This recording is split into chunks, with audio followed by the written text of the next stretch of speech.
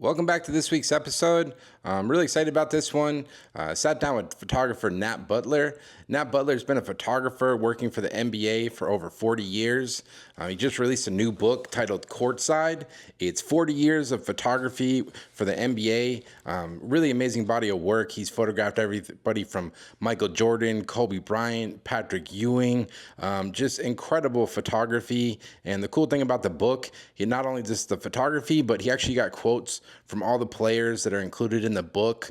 Just an incredible body of work with a forward from Patrick Ewing and afterward from Spike Lee. So I was excited to sit down with Nat and kind of talk about his journey with photography and basketball and everything he's gotten to cover. I grew up looking at Nat's work, so it was a real honor to get a chance to sit down with them. So I hope you guys enjoy this episode. And if you want to grab a copy of Nat's book, Courtside, 40 Years of NBA Photography, I'll put the link in the description of this episode. You can go purchase it. And also with today's episode, we have to give a big thank you to our sponsor, PicDrop. PicDrop is a file transfer tool that was actually founded by working photographers with photographers in mind. You can easily drag and drop your photos into custom galleries and send them securely to your clients via links. And you can track everything in one spot and see who's interacting and making notes on your photos. I've been using it for 5 years now, and the thing I like about it, this kind of streamlines my workflow, and I can communicate with my clients all in one spot and track everything. And another cool thing about PicDrop is they're never going to use your photos for AI training, which a lot of these other companies are doing these days, because they are working photographers themselves and understand what it's like to have their photos stolen. So they would never do that without your permission. And with today's episode, if you use the promo code BANTER, you'll get 2 months free of the PicDrop image transfer tool. So definitely go give it a try. All you got to do is go over to picdrop.com, enter the promo code BANTER, and just let me know what you guys think. All right, Nat Butler, excited to have you here, man. Big basketball fan growing up. Kind of grew up in that Jordan era. I was like 10, 12 years old, so I was excited to get your new book, Courtside. It's 40 years of photography in the NBA. But yeah, how does it feel to kind of have this book out now and kind of look at 40 years of photography? Because I would imagine as a photographer, you're always just going to the next game. It's Right. just move to the next shoot, and to actually have time to sit down and look at 40 years of work how does that make you feel? No, it's nuts. First of all, I can't believe that it's been that long because I'm still excited every day to go to work, you know. But it is also the flip side is it's kind of fun to go and have an opportunity to look back at some things that you've done over the course of the career. But I can't believe it's been 40 years. Yeah, and that's one thing you said in the book. You said you're even more excited now than ever. It's like, what do you think it's like kept that excitement and just keep shooting the same game over and over again, I guess? You know what? I'm so fortunate because I grew up a huge basketball fan, a huge Larry Bird fan. And like just kind of segued into shooting basketball in particular. I used to do a lot of other sports. The basketball season is pretty long, but every game is different. Every situation is different. I don't ever feel like I'm in a rut, shooting the same thing over and over. Every game is different. I enjoy doing things outside the game, like portraits and behind the scenes, locker room type things. So it's not always just about the game, but still every day excited to go into work and shoot a game. Yeah, and I would imagine for you, like, you got to see so many amazing eras. Like, it's like the Jordan era, and then it was like Kobe, and then LeBron, which is coming to an end soon here. And then it's like, it seems like the evolution of the NBA, even when you think, oh, Jordan's gone, what's going to be next? It seems like it Right. just continually evolves. It's like now we got Wemby and like the next big SGA, and like it's there's still this excitement. The game has evolved like after generation and generation, right? Yeah. When you're in the moment, you don't think about those things. Like I started in '84 and I joke about I was in the draft class with MJ, So it took him a couple years to get going, and I was learning my photography, working at your craft.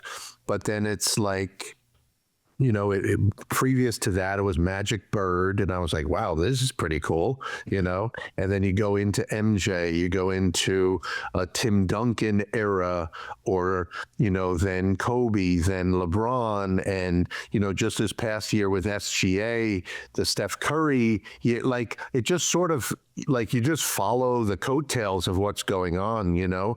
But the players are so talented; these young guys are so good. The game has changed a lot, but it's still so exciting. And basketball is such a beautiful game.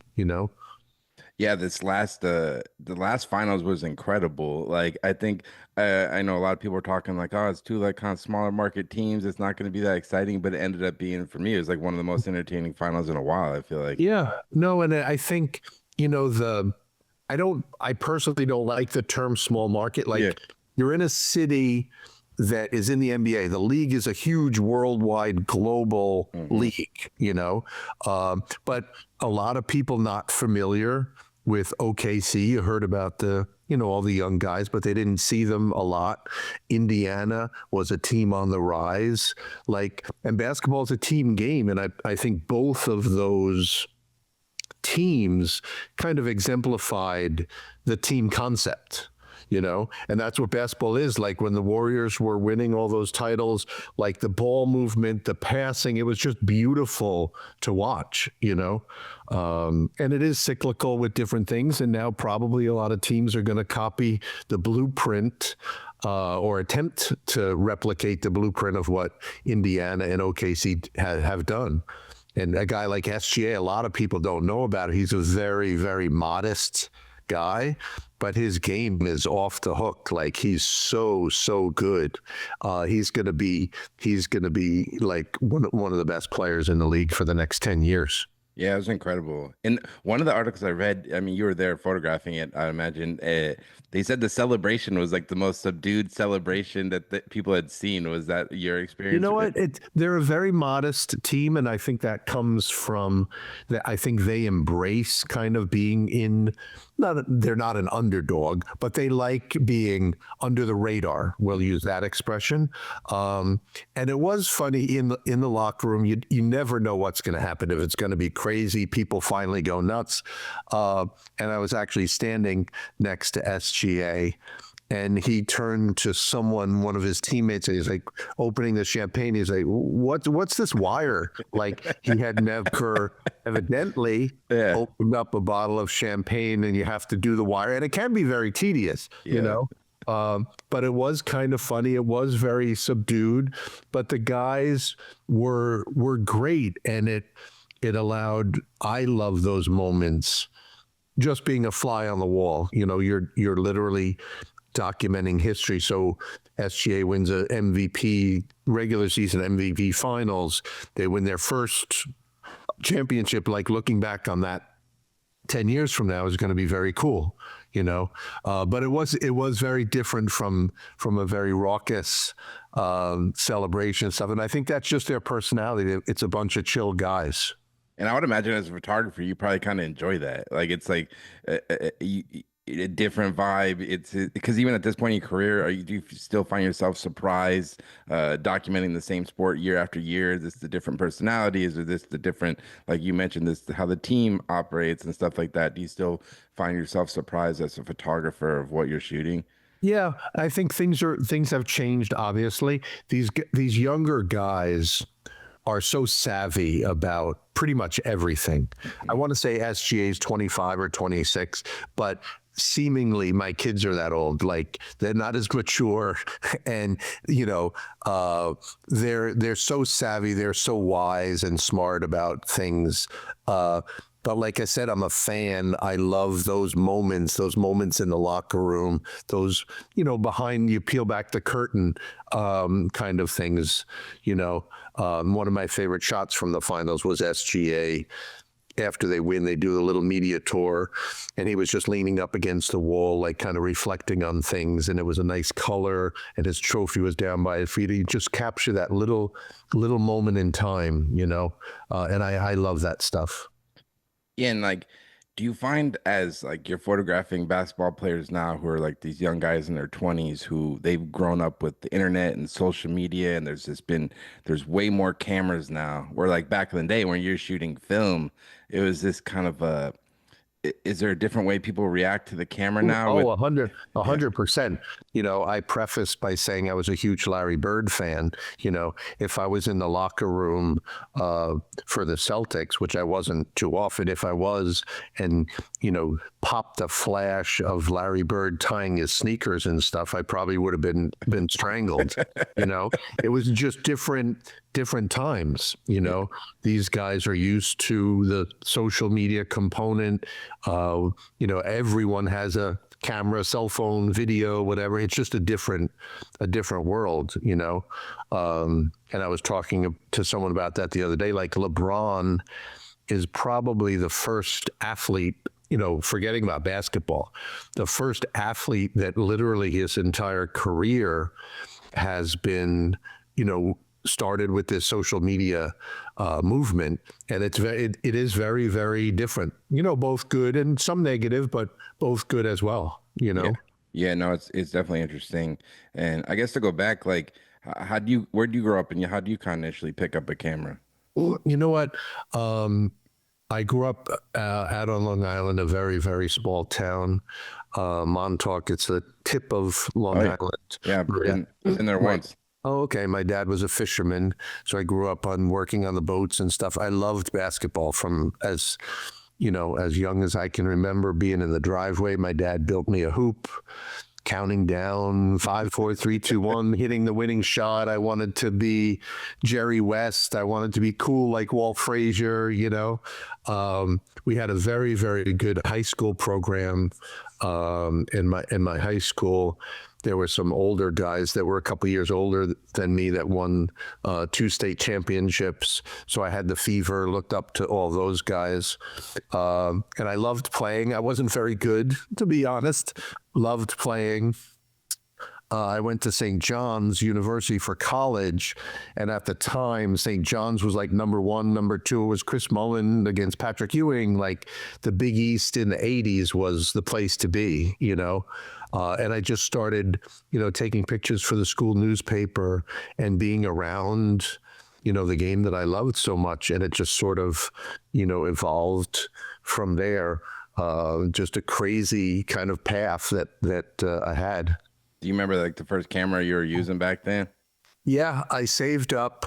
I was working on the boats as a mate, and I saved up. I would take, surfing pictures, sunrise pictures, fishing pictures. It was a Nikon FE2, and I still have that. Camera. That's awesome. Shooting film and couldn't afford to, get it processed. I'd shoot a roll of film and it would sit on the shelf for 2 months until I could save up money to get it processed. But that was what that generation and people my age, that's what we all did.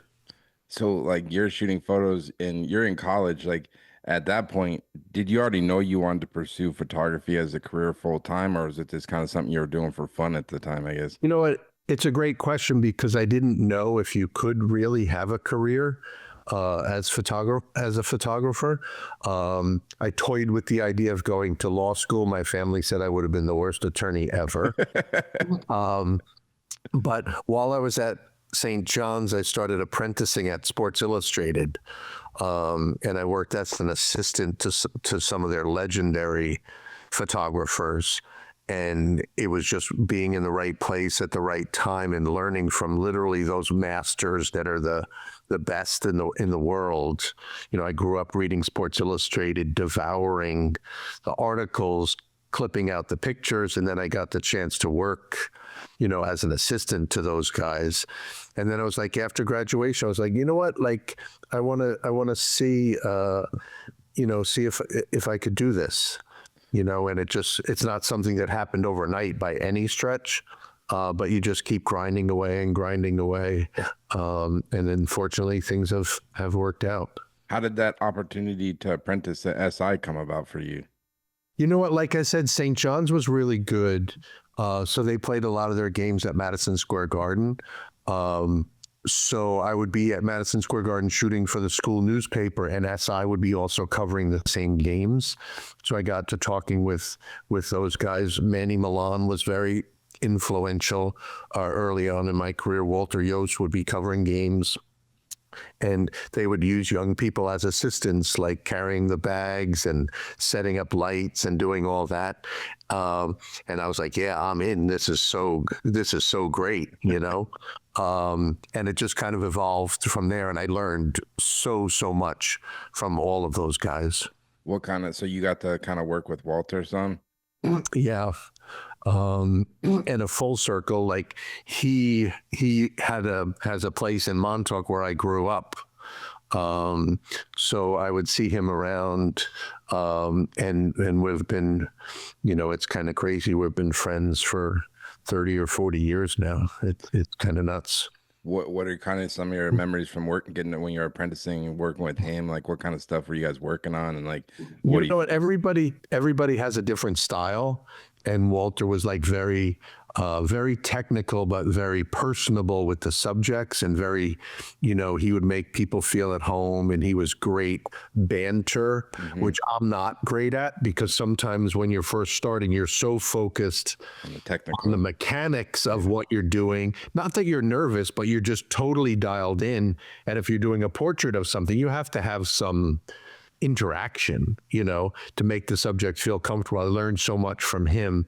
You know, he would talk to the athletes about what it was like during shooting the bathing suit issue. You know, all the athletes wanted to know what it was like, you know, working with Christy Brinkley and all the famous, you know, and he would use that to his advantage by making the guys feel comfortable, and then, you know, someone like him he's so legendary that the players knew who he was too. He had done MJ, he had shot Tiger, Ken Griffey Jr., you know, and literally the creme de la creme.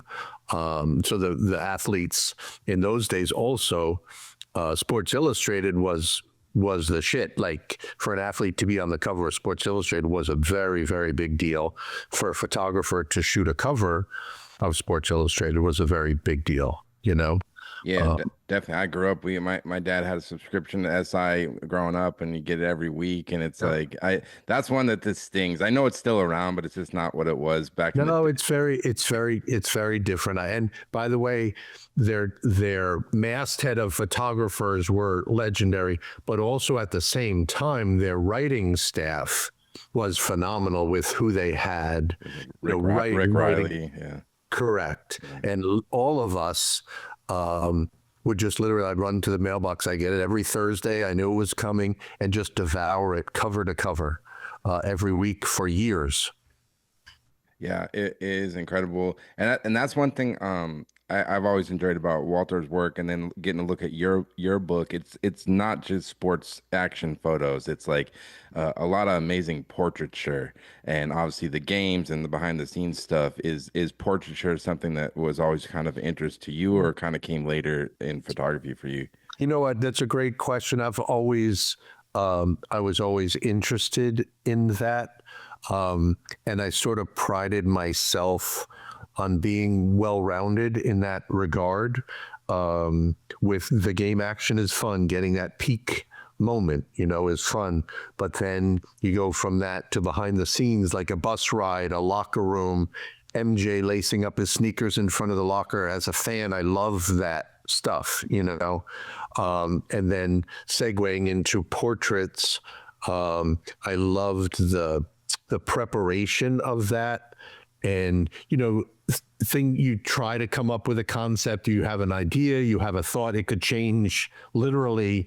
You know, I have a Bill Russell portrait that you have 6 minutes to do a portrait or something. It's not easy, you know. So you do your prep, and then you have to be on your game, Yeah. you know. Yeah, I think that's the photo you're kind of mentioning. With Yeah. Bill Russell. What was the story behind this picture? You know, we were working on a project in 1996, the NBA at 50. It was the 50 greatest players in NBA history, and we were doing portraits, and then had to come up with a concept.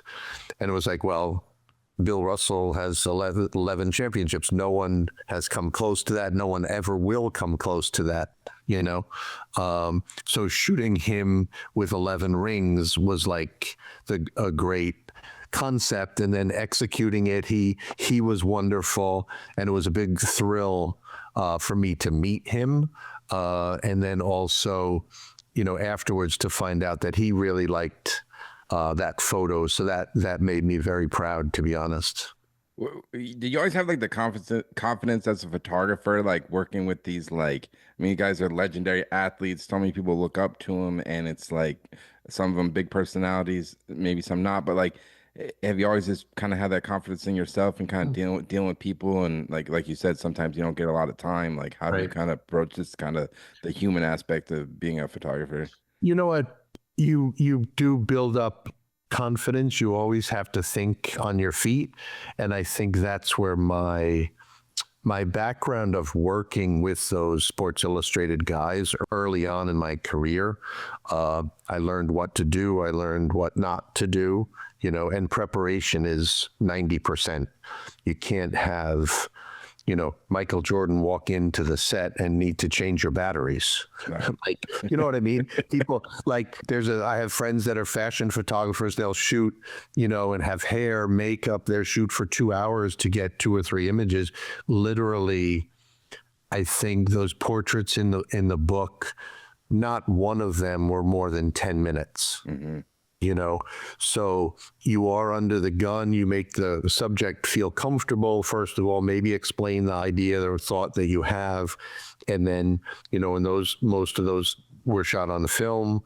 We're shooting you know, probably 12 frames. You're shooting on a Hasselblad, which I loved. You're shooting 12 frames, that's it. Like, you're done, you know. So fortunately, haven't had too many missteps over the years. The group portraits were very stressful that we did in the book. We did, as I mentioned, NBA at 50. So we did a group shot of the 50 players. There were 48 out of 50 there. And then 25 years later, we did a group shot of 75. Yeah, this one I was gonna ask you about though. I saw the 51. I couldn't find the file, but yeah, I was gonna ask you, like, this shoot.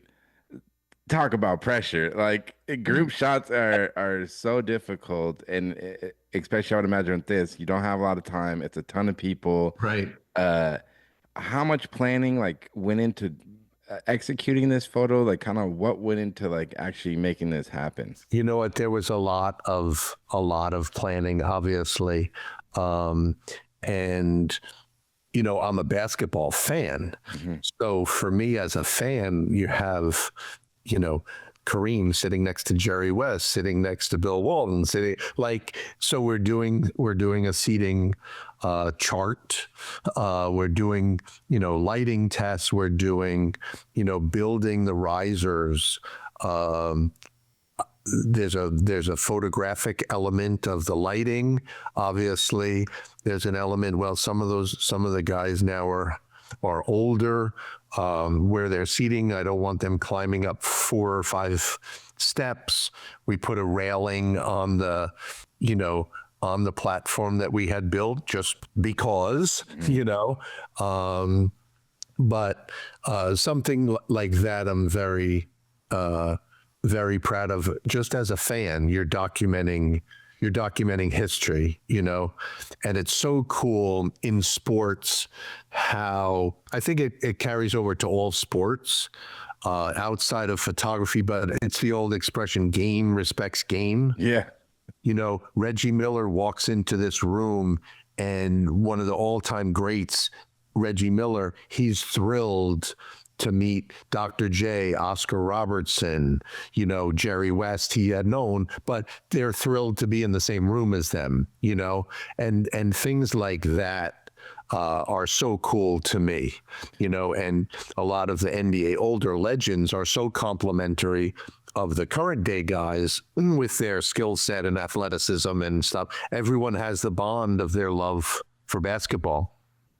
And how do you, as a photographer, like you said, all these guys are excited and want to talk to each other, but you're there, you got to get all these guys' Oh, attention. as And you know how the thing about, you know it because you have a Charles Barkley or someone talking to the person next to him, and I'm like, guys, this way, and I wish I had pictures of the reverse angle because I'm on a little bit of a platform shooting. yep, But our quote unquote, I'm using air quotes, our closed set. like I 100 turned people. around at one point, and there were probably over 100 people Yeah. shooting over my shoulder with phones and cameras and other things. Yep. I'm proud to say, in working for the NBA, we're not allowed to do Photoshop. It's considered editorial work, so we're not switching out faces from one Yeah, frame that's what I was or gonna say. eyes If from people another. yeah, because if people blink, it's like 100%. So I have learned over the years in the group shots, you do need to shoot a little more as a buffer to just cover yourself. Yeah. The flashes we had, real big octabanks and things hung up above them. If someone is blinking, if you have one person out of 65 blinking, the image is not good. What's the backdrop? Is it like a Schmidley or something? What is it? You know what exactly? And it's great because it was so big. I've used Schmidley over the years for so many different things. We put two of them together. They sort of matched seamlessly because I want to say that backdrop is probably 30 feet high by 50 feet wide. So we put two of the same drops together and sort of buried the seam and lit it in such a way that you couldn't see a seam. And, again, so much preparation. I have to be honest. I did not sleep much the night before this shoot, and a big sigh when it was done. The difference with this one was 25 years after the 50. This was shot on digital. Yeah. So I you was able to know pretty soon after that things worked out well. Unlike waiting 2 hours to get film back from the lab. So like shoot like this. So you're shooting tethered, probably with like digital tech. Yes. Yeah. And again, just crazy redundancy. We don't have a lot of time. We're not looking at the images too specifically because of time, but just redundancy. I would not. I want images going to one hard drive, going to another card, just triple protection. This shoot was probably about a 10-minute total shoot, getting guys seated, getting them posed. I probably took maybe 20 frames, at the most 25 frames. And then it was time for them to move on. They had other obligations and things. That's incredible. That's one as a photographer. It's like you walk away once you finally realize you probably have the shot. You're like, you should pop champagne because it's that level of pressure. And you're a photographer. You never want to jinx it. You can never think that you've got, I got it. And you never want to jinx it. Yeah. And obviously basketball has been your career. Was that always kind of goal, just to focus on basketball? Did you ever photograph any other sports starting out? You know what? It wasn't. I loved shooting other sports. I used to shoot a little football. The challenges of, manually focusing a 600 lens in the cold weather and stuff was very cool. I still love to this day tennis. I don't shoot a lot of that based on time. As you know, it's like NBA for me, it starts getting busy in September. It goes through June. I have family, so it's like July and August are pretty much family time for me now. I used to do a lot of WNBA basketball. I don't do much now anymore. And it's just juggling work. It's not like other jobs. You're juggling work and family, but once the season starts, it is 5, 6, 7 days a week for months. So you do have to have some kind of balance. Yeah, that's great. Yeah, I enjoy tennis. I every year I look forward to it. I'm sure you know Simon Brady, and Right. he shoots Wimbledon every year. I look forward to seeing the stuff they shoot there because it's the lighting and stuff they get out there. Well, it's so like the outdoor, the shadows, and things have changed so much for the tennis shooters and golf shooters for that matter with the mirrorless cameras, with the quiet shutter. You used to, you couldn't shoot Tiger on a backswing and have click, click, click. Yep. That's now, or serving a tennis ball or serving, or even on a volley, having the noise of a shutter. So the mirrorless has changed a lot for guys that do tennis and golf. Yeah. And one thing I was going to ask you about, like I was reading some articles that you were very like you kind of created like a style of lighting with of like you kind of rig lights above the court. How much has that changed over the years of like lighting the basketball court, like rigging strobes? Right. Was that always a thing, or has that kind of evolved in the course of your career? Well, it has evolved somewhat. I learned again from those Sports Illustrated and Life magazine guys back in the day, because you needed those lights shooting film. You needed the you're shooting 100 or even 400 was a push back in those days for the ISO. You wanted that. It was all about quality, every arena is different structurally. Yep. So they're all very different in terms of how we approach lighting the particular arena.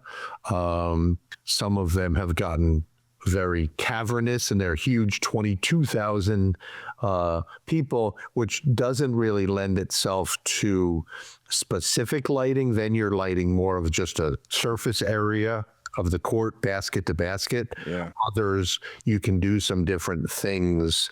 I enjoy, doing the spotlight stuff where the background goes dark. Yeah, I was gonna ask you about that. I was like looking at your work, and it seems Barclays in particular. Is it this how that stadium is built? That because it seems like the lighting is it look almost everything I've seen you put. It's like looks like it's almost in a studio. Like, Well, thank you, because there's a lot of work that goes into that. Barclay, like I do a lot in Brooklyn and a lot of Madison Square Garden. People know that Madison Square Garden, that famous ceiling. Yep. There's not really access to the area up and above over the court because of the way that it's a suspension ceiling. Barclays has a different catwalk system that enables me to do some different things. And there's a fine line, like with obviously you have to, safety is a huge component, but you need to not be, it's a live event, right? You can't disturb the athletes doing what they're doing. But I love like that shot of KD, and it's KD warming up. Yeah, because this when I looked at this, I was like, oh, this could be like a Adidas ad or like where it's like crap. Obviously, there's like tons of time and obviously production. What I'm trying to say, but this is like an actual game before the game or whatever. It's his warm up before the game. The Kyrie one was similar, and what you can do then, there's a specific window on the court, where they have to be in a pretty tight, maybe a 10 or 12 foot area on the court that is lit for that particular shot, So you do need a little luck of them being there. We've played around with some of the newer technology with the cameras to now sync at a higher shutter speed, which allows the background to go dark. I'm a Canon shooter, and typically I'm now shooting pretty much everything at 400th of a second. With the Pocket Wizard Ravens instead of 250. And that's like a technical thing that has helped immensely with having the background go dark. I love that shot of of Kyrie. Unfortunately, he's not with Nike anymore. Yeah. But I just love that. No, it's incredible. Because like, what are the lights you're bringing in rigging above? Is it like You know, it's crazy. That has not really changed much since the 70s, believe it or not. It's Speedotron light. wow, Speedotron? Yeah. And they were the workhorse, they're workhorses, and you know, they're just durable. There are, you know, fancier fancy is maybe the incorrect. There's more efficient. You know, people use Speedotrons back in the studios. Now there's Pro Photo and many other things, Broncolors and things. But for the sports, the Speedotrons are still so durable. You know, because it's so much work setting them up. And then I might have a basketball game one night. There's a hockey game the next night. There's a concert the next night, you know. And just the structure, like I mentioned earlier, the safety component of having things encased so a tube, you know, doesn't pop or, you know, whatever. That is the first and foremost, you know, concern. But just been pretty fortunate that the Speedotrons are still literally, you know, 40 years later are still the workhorses in what we do. No, definitely. They're tanks. I remember I worked at Hasbro, the toy company, in their Okay. studio, and one of it like exploded one time. I thought like a bomb went off. It Yeah. was like the most loud. No, yeah. You don't want that happening in an arena full of people. That's it. I've always thought about that. I've never shot like a professional basketball game or do what you do, but like when you're at the game, you don't notice the flashes going off as like a fan. I don't know why that is because they're going off the entire time you're shooting the game, right? Like, well, I personally kind of pride myself on that because, you know, you can set the power ratios a certain way. And first and foremost, like I said earlier, you can't affect the players. You don't want a player complaining, you know. You can't have a TV broadcast complain about, you know, when they do a super slow-mo replay or something, you know. So there are parameters that we work within. And, you know, you dial things, you know, every arena is different with what the existing light is. So it almost becomes a mathematical.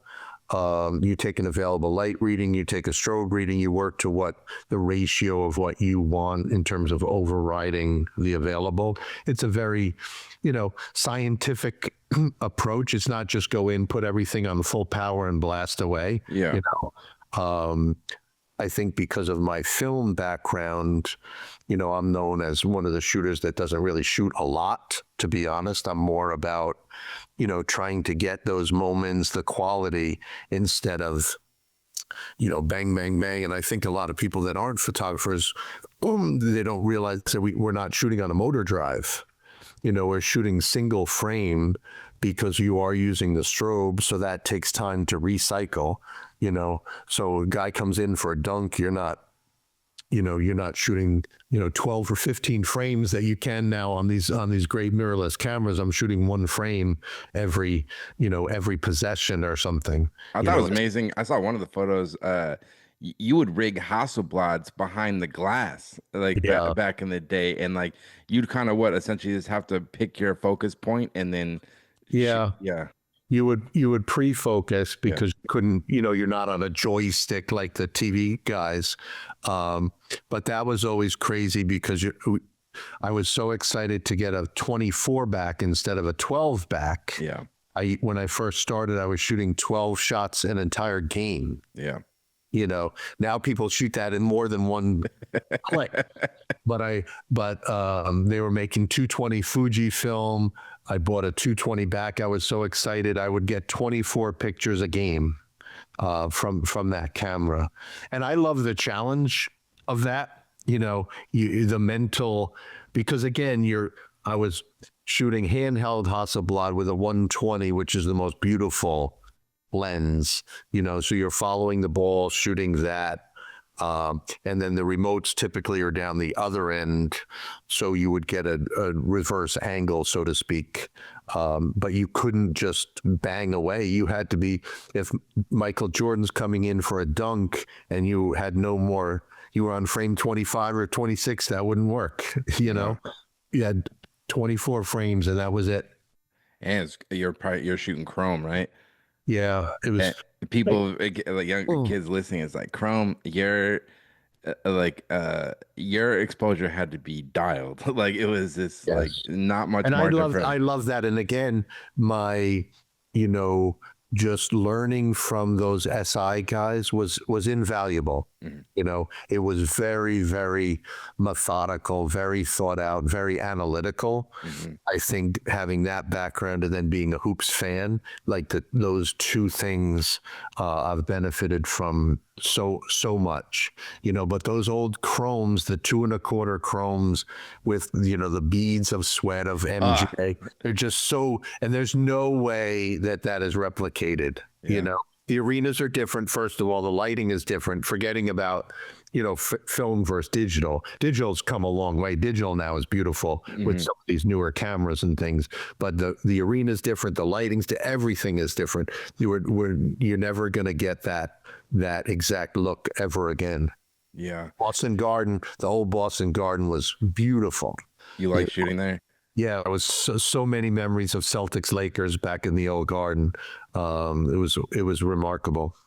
Um, and in terms of like film, like when you were shooting in the film days back then, like how much film were you bringing to a game generally? Like what were you kind of running through like on a You know game what? day? When I first started, I would have 1 or 2 rolls like of 35 millimeter. I was shooting black and white. I couldn't afford color.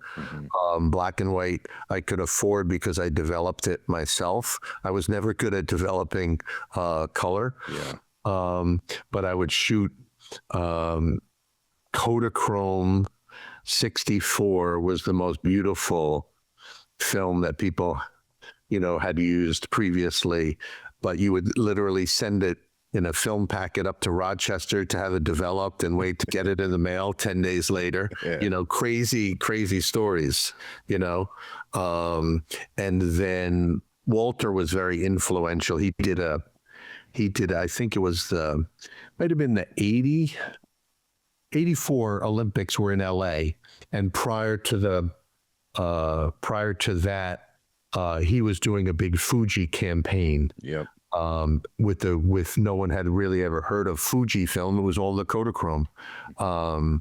And the Fuji film just had beautiful skin tone, and it was very adaptable to different situations. So that was a big deal. That was 84 when Fuji became a little more prevalent.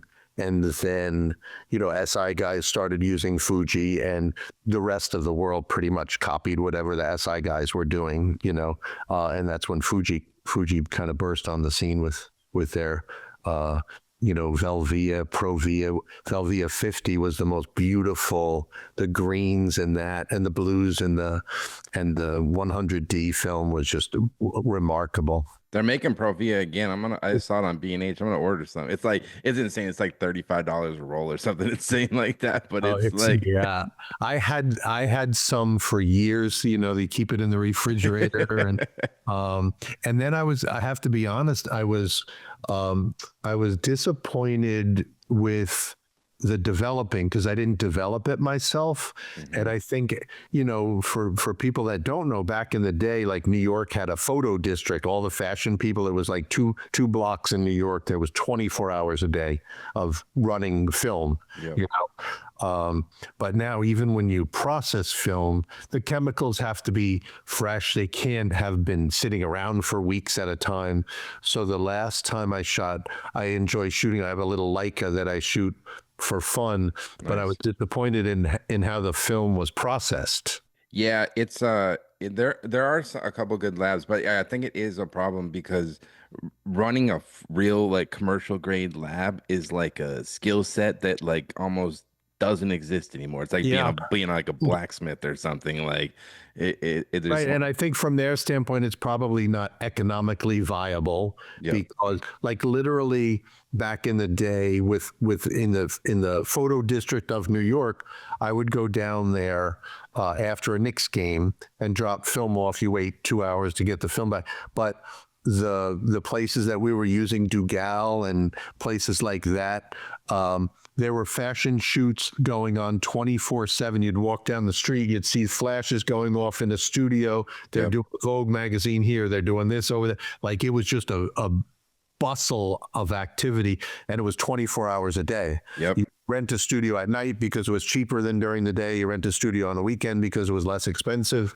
And they're running real darkroom contact sheets. Yeah, they're running thousands of rolls, so their chemicals were fresh. They refresh. And to your point, technicians were magnificent. Yep. You know, that was a real skill for the technicians. And as a photographer, you had to use people that you trusted. You know, it's a big deal. You could have the greatest shot ever. If it's not developed and processed correctly, you're screwed. Yep. You know, so that has obviously changed considerably over the years. And is there anything you miss about the film days, or not so much? You, like you said, you still like. You know what? It's just different. I held on to film as long as possible. There was a gradual change. The first digital cameras were terrible. I was always about the quality. Yep. The first digital cameras were these big, bulky. They were Kodak, I don't know, 620 cameras, bulky. They probably weighed 10 pounds or something, you know? Yeah. So, okay, we'll try it. I'm always looking to try. And I was like, yeah, no, the film is, you know, and then just happenstance, LeBron's first year was 2003. I wanted to shoot his first season in film. You know, I said, this guy is the real deal. I want this for historical reasons. I want this to be the best possible quality. And NBA was on board with that because we were segueing into the digital. So I'm happy about that. There's been, you know, so many advancements in digital now, and our needs have changed. You know, when I'm shooting a game now, I don't know if the fans who watch basketball, when they do a referee review, they're like, oh, let's go to Secaucus. And they show the people in Secaucus. Well, we have an entire editing group in Secaucus that works all night for all the NBA photographers. So literally every one of my cameras now is tethered. So I hit the button and it's in Secaucus in 2 seconds. Wow. So they're editing, they're posting images, they're sending to the teams, they're putting on the league website. But that's the business. No one's going to wait 2 hours to tomorrow morning, wait for a FedEx to get filmed. A key play happens. Yeah. And, you know, there's a crazy moment, a game-winning shot. People want that immediately. And are these editors like giving you feedback in live time? Like, Nat, we need this shot, this, or not? You know really? what? But sometimes, yes. I have an assistant with me at most games, and they communicate with him because I really, it's just my personality. I want to be dialed in to what's going on and not on my phone and missing a photo or something. You know, if someone is hot and has 40 points, you know what's going to happen there. But oftentimes we'll communicate, before the game, let's look for this, let's look for that. And then obviously post game, you know, this was a key moment, this was a key play, game winning shot, whatever, you know. But that's how things have changed. Like, when I in my SI days, I want to say SI had a subscription base of 3 million people.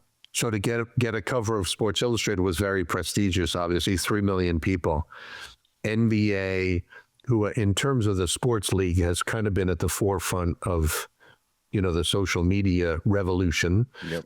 NBA Instagram, last time I checked, has 88 million followers. Yeah. So you take a picture and literally they get it in 2 seconds. So they'll caption and archive and blah blah. So it's available to the teams and it's available to NBA Instagram in 2 or 3 minutes. Crazy. It's great, but that's the world we live in, right? With social media, so it's a whole new audience. We're spreading, the love of the game and doing what we do. The players have individual accounts now, and you could also, unlike a piece of film, you send a digital image to 10 different people simultaneously. Mm-hmm. So there's so much that has changed. 'Cause I think I read back in the day, like you would set up a dark room in like your hotel after games and process film Well, and stuff, yeah. right? Yeah. Well, every arena had dark rooms for the newspapers. Yep. That's like New York at Madison Square Garden. There was the Daily News, the Post, the New York Times. Every arena had dark room.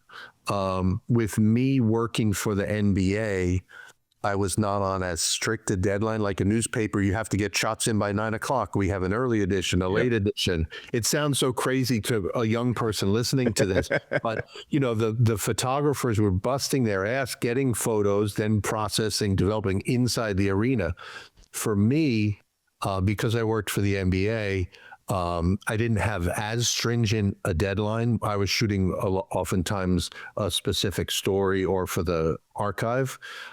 So I didn't want to leave the court and go into the dark room and miss something. So I use that to my advantage a little bit of, I would shoot the entire game, but then if I was in a city for a couple of days or so, I would develop in the hotel room afterwards, because you needed to look at your stuff and make sure your exposures were correct and send stuff out after that.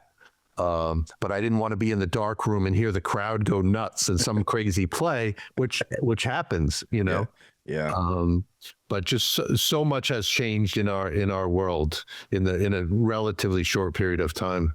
Yeah, I know just from working myself, now it's like a lot of like now they want video, they want stills, it's like everything. Right. I photographed the MLB game last year in Oakland, and I saw one of the staff MLB photographers, and it was wild to watch them shoot. They would like have their camera, and then they had like their iPhone attached to like their monopod, Right. and they're in live time like making selections and sending them. I was like, I told the photographer, I was like, I don't know, my brain would explode if I had to operate No, like this. it's not easy. Yeah. By any stretch. And I think the good news, a lot of the older head people are like somewhat resentful of all the iPhones and all the new stuff. And, I think for me personally, the technology is great for so many different reasons. But I do think statistically, there's so many more opportunities for work for younger people, because every team now has a content team of 5 or 6 or more people. It's not, oh, you want to shoot sports, you work for Sports Illustrated, you work for Getty Images, or that's about it, So I do think for the younger people who are just starting out, it is obviously very, very different, but there are perhaps many more opportunities for work in the sports world, whether it's soccer, baseball, football, like whatever, go down the list, Yeah, So I think your skill set just has to be wider. Like I think a lot of they're looking for people that can shoot still photos, shoot video, can edit on the spot, can do some like put like all that stuff together. So it is a different. No, I think some of these big universities now, with the NIL stuff,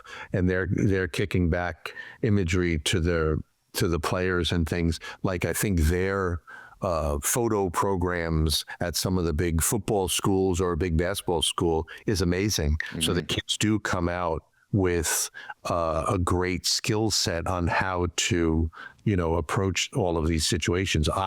I'm very I couldn't shoot stills and video at the same time. No.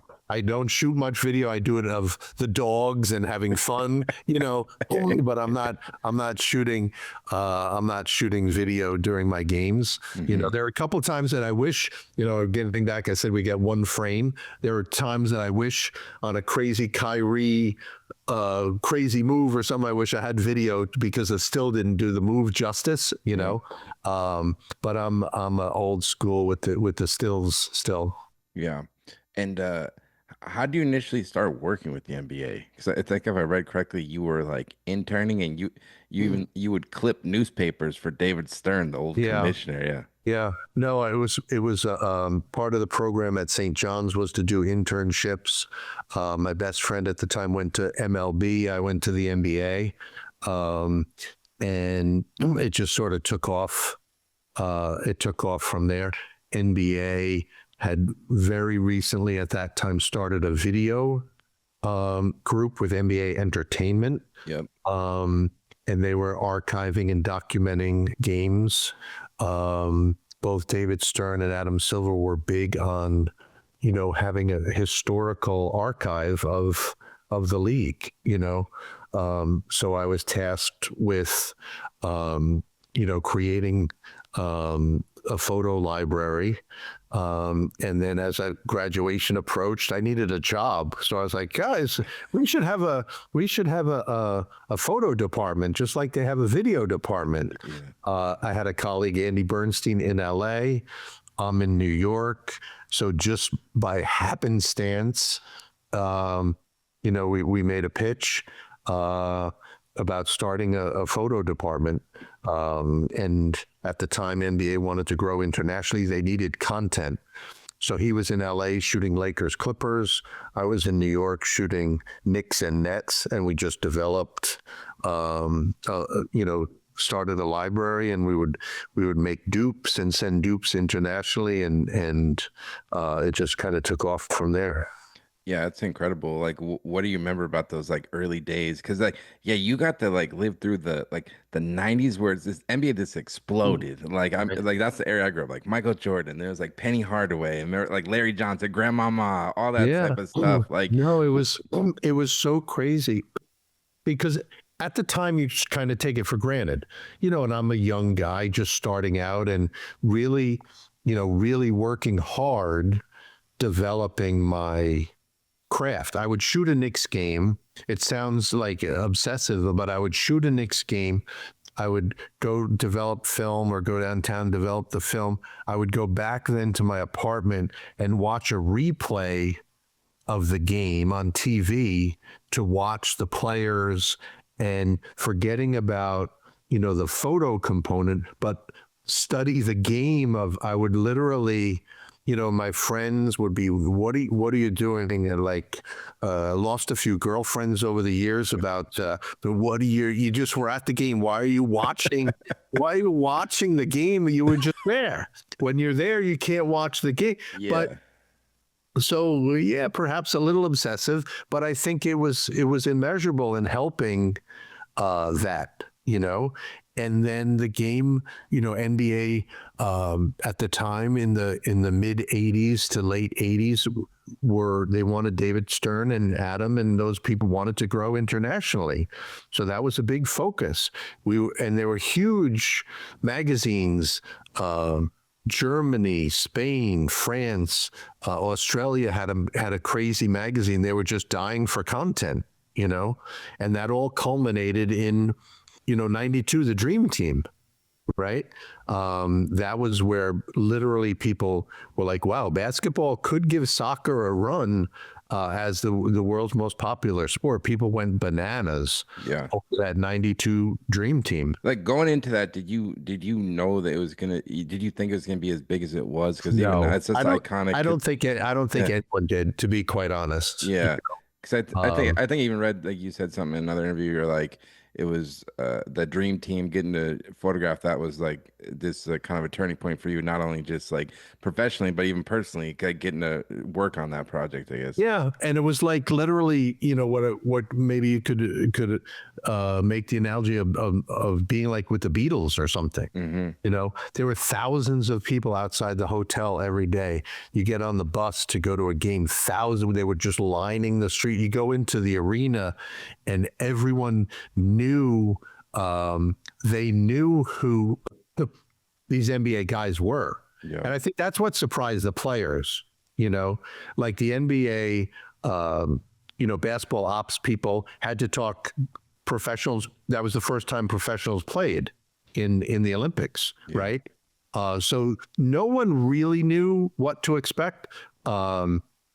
but it was crazy, the love that people showed the U.S. team, and then also the players, that their opponents, were like in awe of these NBA guys.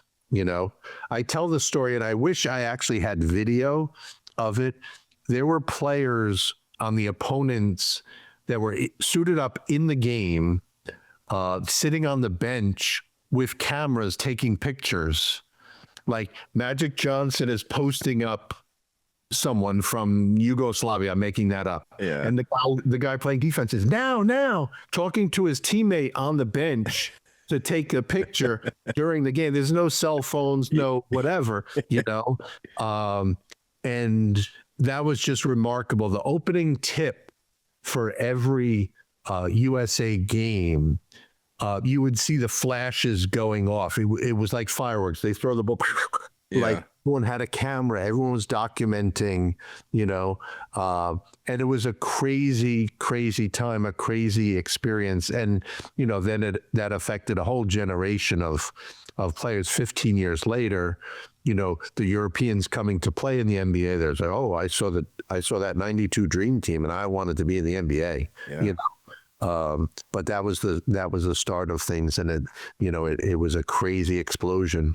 And I guess from like a photographic standpoint, like as a photographer yourself, getting to photograph that, like, is there anything you feel like you kind of learned about your craft or yourself, just kind of getting to photograph that and have that experience? You know what? That was my first Olympics. Okay. Was 92. I didn't do 88. Was Seoul maybe. 92 was my first Olympics, so that was a very unique experience. It was fun.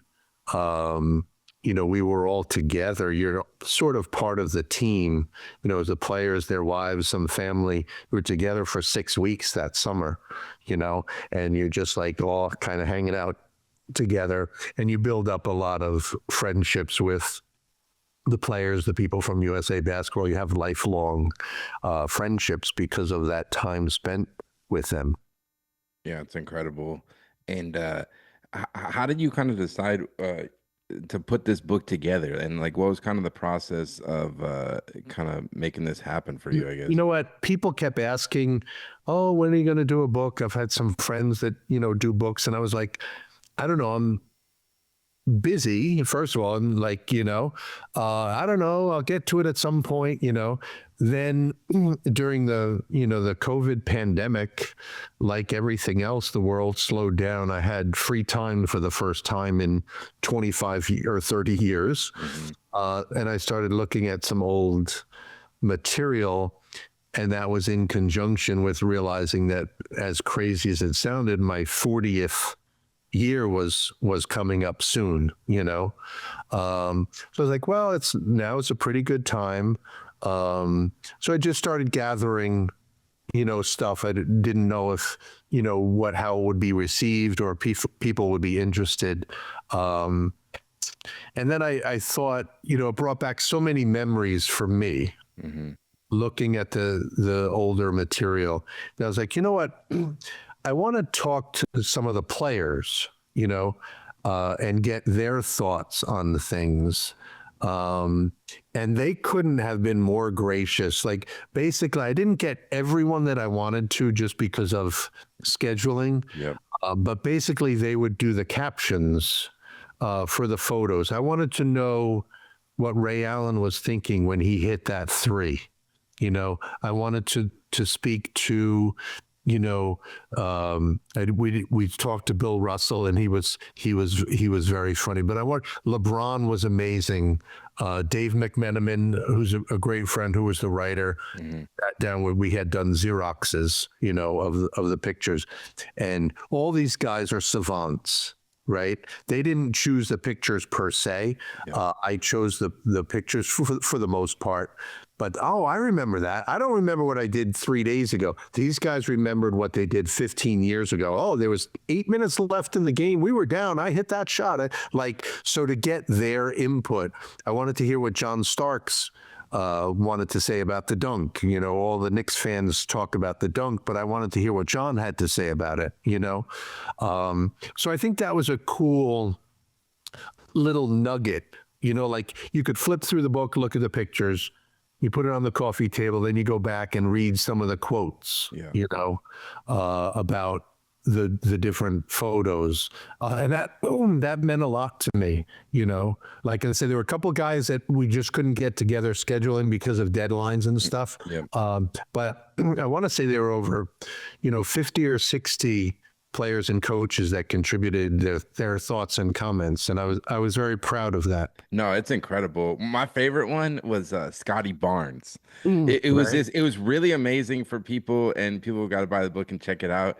But as an athlete, like he talked about, like I think I have the quote was like, art can be thought provoking and subjective, and he said something to the effect of like, it was really cool to be photographed as like an artistic piece Right. rather than just, which is like you don't think of an athlete like really thinking like that. No, and by the way, some people might have said, because it was difficult for me and the editors to say who gets in, who doesn't. It's Mhm. a like that's very difficult. You know, Yep. there's a finite Yep. space. Um, I didn't want it to be all action. I don't want it to be all dunks. I wanted things to flow a little bit. You Yep. know. So I liked the picture of Scotty Barnes. He's definitely up and coming player. It's something different. We were playing with, a rear curtain shutter, not a shutter that goes off at the beginning of the shutter, but when the shutter closes, and just lent itself. He's in a red uniform on black, and it just lent itself to what I thought being a cool photo, you know. And then, as I mentioned earlier, these guys are so smart and savvy. His comments were better than the photo. Yeah, it was incredible. It was really, because some people would say, "Oh, I don't know if he's worthy of being in the book." Like, it's not about that. It's just about these different moments, you know. And it was a great quote. You know, Patrick Ewing wrote an incredible forward that I was very moved by. You know, saying that every time he turned around, it was sort of, I was there documenting his career. He was obviously at the Knicks, so I saw him a lot, you know. Adam Silver wrote the forward that was it was very touching to me. Obviously, we have a relationship, but he's a pretty busy guy, but he made some comments that were very touching to me. Yeah. You know, so just those moments. Spike Lee did an afterword. Yeah, that's great. We've been friends over the years again because of the Knicks, and he's a basketball lunatic, like we all know. But the different players, like getting into their head a little bit, was so cool to me. And that's where, I want to give props to Dave McMenamin for that, because he did a lot of that leg work. And I'm a visual guy, and I can't write, I can't spell, I can't. I did a Donovan Mitchell interview and forgot to hit record. So I was like, Donovan, been there. Donovan, I got a problem. We got to do it again. And he laughed and made fun of me. Yeah. It was funny. I was more of a nervous wreck, like doing some of those interviews, than I was like taking the photos. You're out of your comfort zone, right? Yeah. But I think reading the players' quotes, I think as a fan is really cool. And the guys are so complimentary of one another. That's very, very special to me, and the brotherhood of NBA. Yeah, definitely. It comes through in the book. And like the thing, how have you navigated, like you're there to do a job, you're the photographer, these guys are the star, but you've built these relationships with all these different athletes and people in the game. Like, how do you kind of navigate that, not like crossing the line and getting in the way and like kind No, of it's a great question, because there is a line there. I have a job to do, but it's more of it's hard to put it into words. It's a feel for things, and I have been doing it a long time, so most people know of me. They might not know my name per se. Oh, I see that guy around all the time. And there is a little bit of a respect factor there. Yep. If I was in the locker room for the Bulls and you're good with MJ, then everyone else, you're good. Yeah. So there is a little, but I'm in a corner, fly on the wall. I don't want to ever, I'm not the story. I want to tell a story. Yeah. And now I think even with some of the coaches, like I've been around for a long time, so the coaches were video coordinators or they were assistant coaches. Now they're head coaches, so they have seen me around for a long time, but you never want to cross that line. But I love those behind the scenes moments, those special, like I mentioned earlier, the locker room, the bus ride on the plane, something like that, That's the thing that I took away from the book. Like most fans will never get to go to like a finals game. Like now this like common fan, like it's very expensive to go. It's just like out of reach. You Right. gotten to live and go to like literally every finals, the Jordan era, all this stuff. Like it's just No, it's like I said earlier, when you're in the moment, yeah. you're going. It's like the players. Yeah. I'm not equating us, but mentally, like Larry Bird is not talking about, oh, it's cool to be in the finals until 10 years later when you maybe reflect back and look at what you've done, And similarly, like been crazy fortunate, like you mentioned earlier, the passing of the torch from Magic Bird to MJ. I love Tim Duncan. Yep. I just loved his game. I loved the quiet leader. He was not like, but you knew that. So I wasn't going to get in his face and do something, Yeah. And then the Steph Curry, who has revolutionized the game, literally. LeBron has been the most gracious guy over the years, knowing Kobe a little bit, like just crazy fortunate to have been doing this for so long. And I do occasionally have to pinch myself and say, this has been pretty cool. Yeah. A few more questions. I'll let you get out of here. And one photo that I really enjoyed is this, I believe this was for Slam, right? It was, Oh yeah. what do you remember about this shoot? Because it's this, you got Ray Allen, Kobe Bryant, Marcus Well, what I remember is right below Kobe was where Allen Iverson was supposed to be.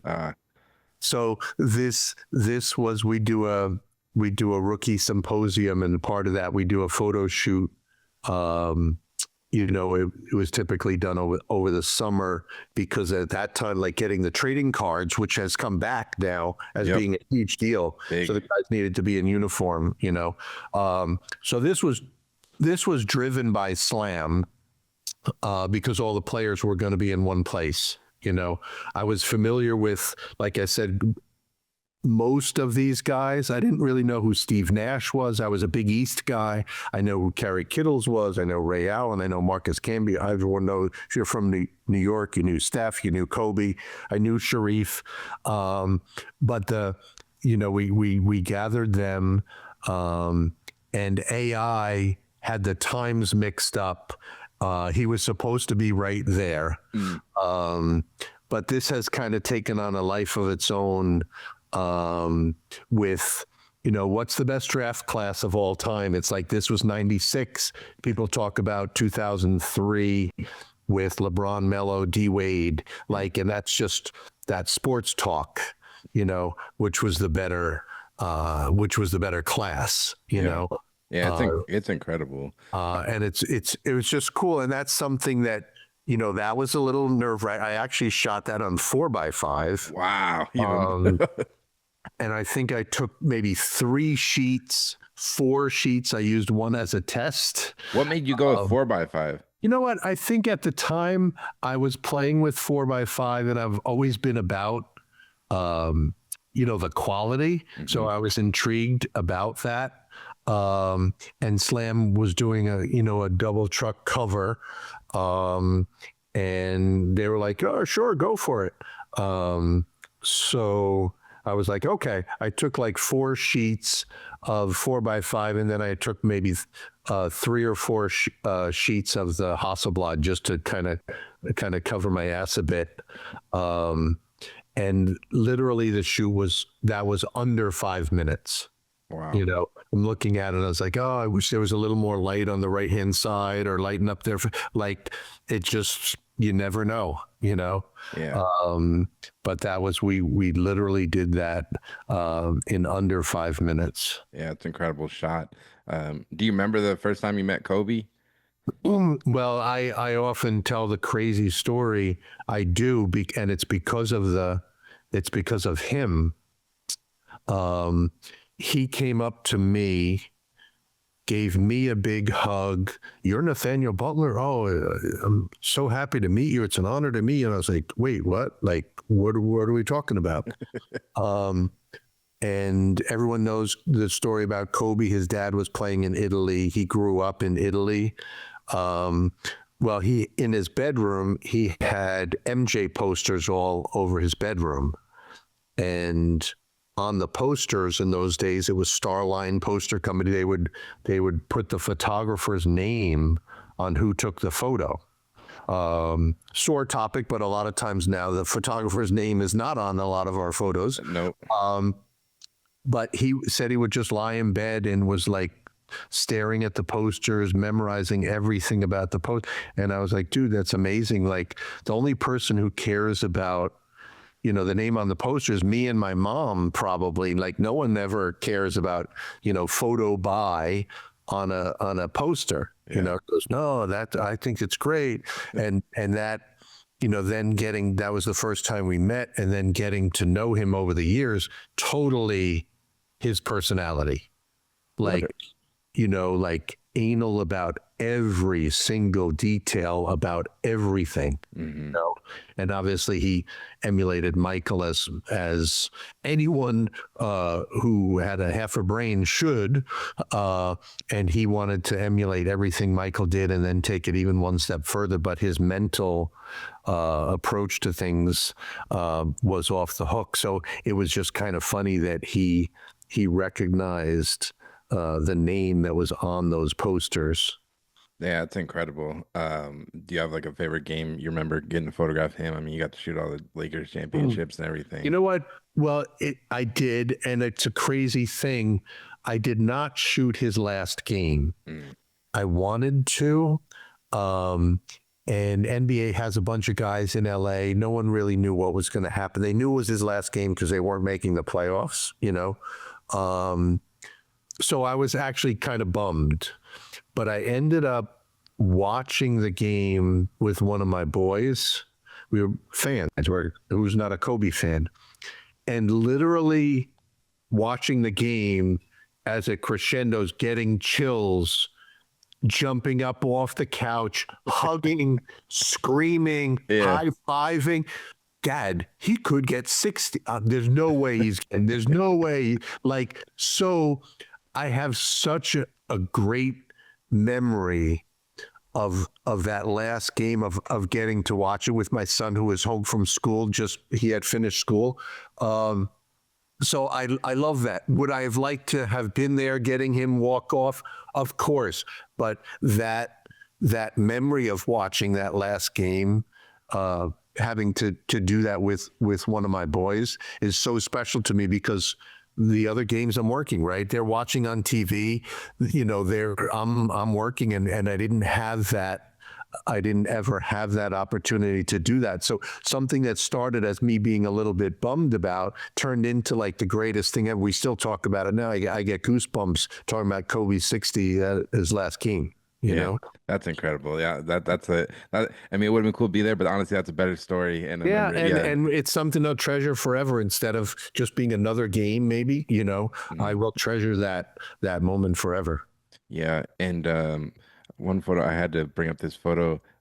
Your buddy Andy Bernstein. That's awesome. You guys kind of came up together, right, and started NBA photos. Like, what is that the kind of friendship meant to you? Kind of, you guys kind of working together. Obviously, you on the East Coast and him on the West Coast. Yeah, no, we've been, like I said earlier, he was doing Lakers, Clippers. I'm doing Knicks, Nets.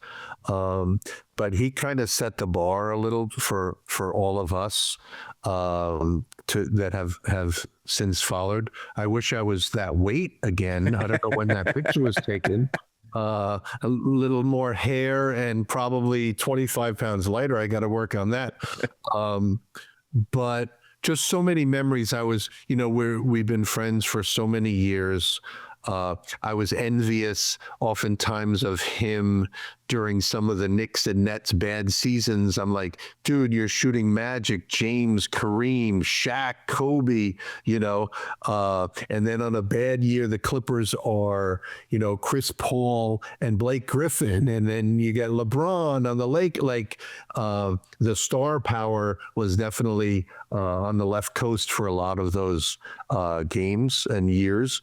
But just the friendship we've had over the years has been very special. And there's a lot to be proud of what we have, what we've accomplished. Is there like amongst the photographers that get to shoot these games, is it like a camaraderie? Is it like, are you guys competitive with each other at all? This of like the No, photography. you're competitive, but for the NBA, there's been even with Andy, there's a core group of 4 or 5 guys now that, like I said, I can't believe it's been 40 years for me. There's a younger guy, Jesse. He made a comment. I think it's his 25th year already. I'm like, wait, what? I thought you just started. Garrett Elwood in Denver, Joe Murphy's in Memphis. So we do our thing during the season, the bigger events, All-Star finals. We all work together. Yeah. And I do think that the NBA has benefited greatly from our friendships and our camaraderie. That it's not, while we push each other, it's not a competitive thing in a bad way at all. I think it's in a good way. You send, now with social media, you see a post and you text them, dude, crazy shot, that kind of thing. And like I said, the core group of guys has now been around for 25 plus years, which is pretty cool. No, it's incredible. And I had to bring up a couple Jordan shots with doing this interview. What's this story about here? You posted this photo on your Instagram. You know what? That was an image I found, during pandemic, looking through stuff that I had totally forgotten about. It was a NBA Cares promo that we had shot at a playground in Chicago. And just something that was very cool. And again, I like things that are different. I had kind of forgotten about that entire shoot, but how cool is that, right? With Michael and those kids. This is probably what, like late 80s? Like I would say 88-ish, 89 maybe. Some sneakerhead could tell you in 2 seconds based on, his socks and his sneakers that he's wearing. That's one thing on your Instagram. I really appreciate it. I didn't bring it up, but you photograph a lot of sneakers, and it's such a part of the culture of the NBA, and it's cool to see the evolution, all the sneakers in the game on your Instagram. It's the visual component always attracts me to it, but literally I've had people, text or DM me, dude, do you remember which game in 1988 he wore these shoes? And I was like, I don't remember. But it's just cool. And it is, it is crazy with MJ in particular. Yeah. And you photographed him for Newsweek cover. You know what? That was a stock photo that I had done previously, but he was coming back out of retirement, and they used that image, and that was cool for me. I had gotten covers of, thousands of magazines, and it's cool. But when you're doing something that's a crossover, I think very proud to have an MJ picture on Newsweek. I was very proud of a Jeremy Lin picture that was on the cover of Time magazine, because you're crossing out of the sports world into quote unquote more of the real world at that point, It's just kind of cool. I love this stuff. You kind of posted your contact sheets of Jordan. Right. I think you shot this stuff on your Leica. Yep. living through this era, like what do you remember like about this that Jordan era? It's this obviously they had the documentary on Netflix and stuff, and it was cool to see like you can see you in the back of Right. the videos and stuff. But like what do you remember about the energy of the game and this that kind of era getting a You know what? photograph? It was just so fun, and we kind of took it for granted, you Hmm. know. Um, but Michael was just so charismatic to shoot. Like I love the contact sheet, like you said, and in the old, we used the red grease pen to circle the one that you might want to print of, Yeah.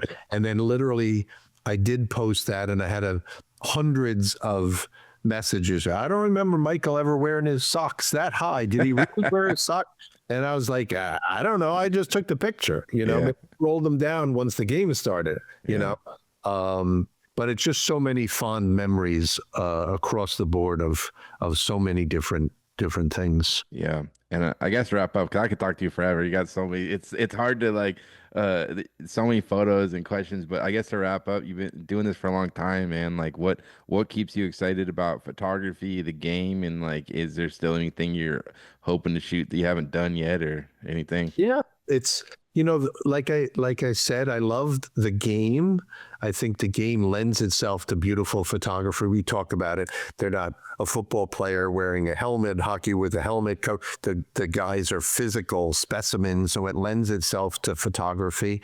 There's been a lot of innovative things going on with the equipment now that keeps me interested and keeps you enthused about things. There's always new. Oh, I'll try anything. If it works, it's great. If it doesn't work, the lens I used at NBA Finals, people were coming up to me and saying, "What is that?" Well, it's the same lens I've used for 25 years.